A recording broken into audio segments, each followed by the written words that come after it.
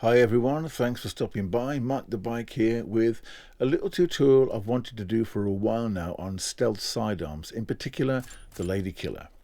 For me, this is my number one choice for stealth missions, and today I'm going to show you why that is.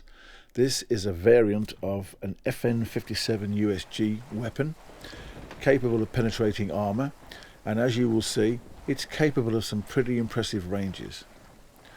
Here we are in Libertad Airport. I chose this specifically for the long runways so I could scoot around and get different ranges and show you just how this little impressive weapon performs. Here we are at 151, no problem. 179, no problem. Pretty impressive for such a small weapon.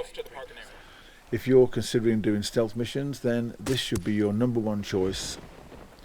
Very, very impressive. The suppressor, on or off, makes no difference. That one is without suppressor.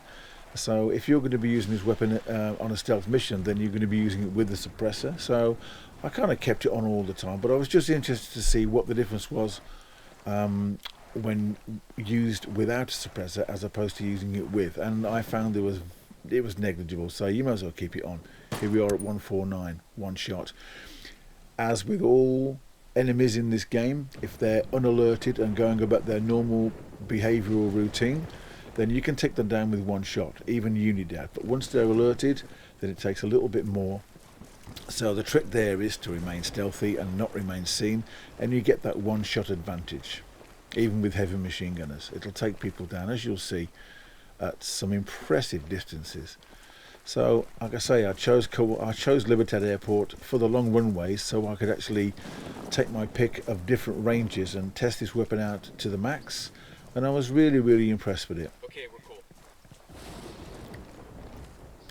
So we're just going to scoot around. There actually is a sniper on that air traffic control building, which is what I'm heading for now. I'm just clearing a path so I can get to him, and then I can experiment with the ranges.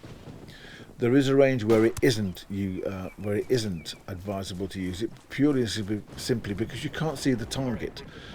I think it's around about 180 meters, which is a long bloody way.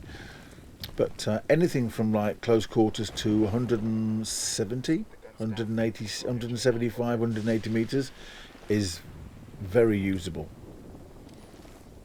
There's our sniper. So we're just going to make our way to him now and adjust some of these ranges and see just how effective this weapon can be.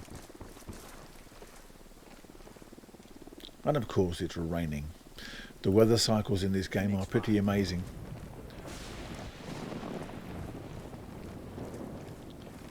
Okay. So now I'm going to gauge the distance with that sniper on top of that building and see just... There we are, 215. That's just not happening at 215. Believe me, trust me. There's 162.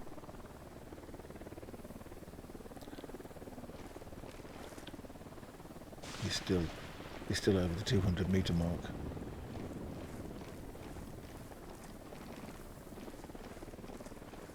$190. As you'll see now, I don't think that's going to work. I tried it. So that's not even registering. So there actually is there's the limit. You want to come down a little bit from that, and I think it comes somewhere between 175 and 180. 188, bit too far. But a heavy machine gunner, one shot, one kill, as long as they're not alerted, is not a problem. Okay, let's just get rid of this guy because he's interfering in my test. Go. Bye. 42 meters, not a problem. Okay.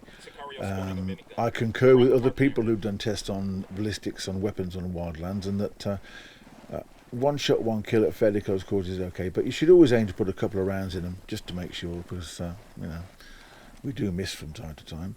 I can't quite see what that is. I think it's 178. Still. Oh, there he is. No, 178 I think it was. That's pretty impressive. And now we're going to do other ranges now. 134, no problem. This is with the suppressor off. Like I say, I don't think it makes that much difference using the suppressor, but I was just interested to see how it did perform without, because suppressors do actually, as they're supposed to do, suppress the sound, suppress the muzzle velocity, and make the weapon at least 50% ineffective. There you go, he was just alerted and it still took him down. Okay, here's a very long range test.